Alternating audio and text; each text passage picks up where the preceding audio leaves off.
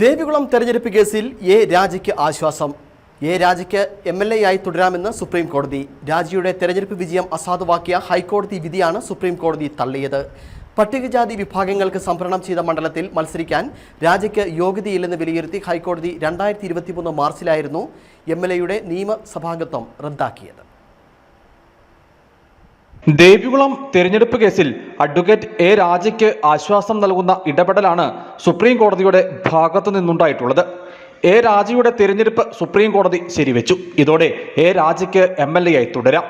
ദേവികുളം തെരഞ്ഞെടുപ്പ് കേസിലെ ഹൈക്കോടതി ഉത്തരവ് റദ്ദാക്കിക്കൊണ്ടാണ് സുപ്രീം കോടതിയുടെ നിർണായക ഉത്തരവ്. രാജ ക്രിസ്തുമത വിശ്വാസിയാണെന്നും സംവരണ മണ്ഡലത്തിൽ മത്സരിക്കാൻ യോഗ്യതയില്ലെന്നും ചൂണ്ടിക്കാട്ടി എതിർ സ്ഥാനാർത്ഥിയായിരുന്ന UDF-ലെ D. കുമാർ ആയിരുന്നു ഹർജി നൽകിയത്.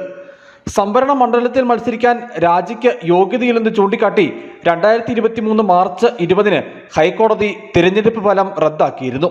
പിന്നീട് സുപ്രീം കോടതി ഹൈക്കോടതി വിധിക്ക് ഇടക്കാല സ്റ്റേ അനുവദിച്ചിരുന്നു. ഇതിന് പിന്നാലെയാണിപ്പോൾ വിജയം അസാധുവാക്കിയ ഹൈക്കോടതി വിധി സുപ്രീം കോടതി തള്ളിയത്.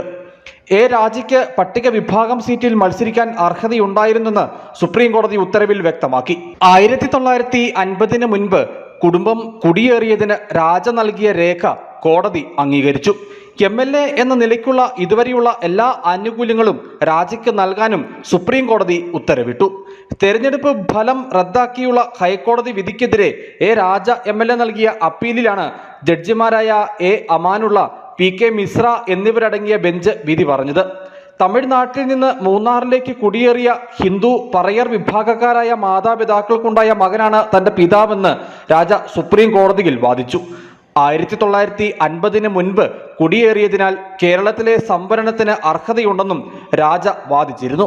തന്റെ മുത്തശ്ശി പുഷ്പം 1950 മുൻപ് കേരളത്തിലെത്തിയതാണെന്ന് തെളിയിക്കാൻ എ രാജ ഹാജരാക്കിയ കണ്ണന്തേവൻ ഹിൽ പ്ലാന്റേഷൻ കമ്പനിയുടെ രേഖയും കേസിൽ നിർണായകമായി. News bureau, Adimali.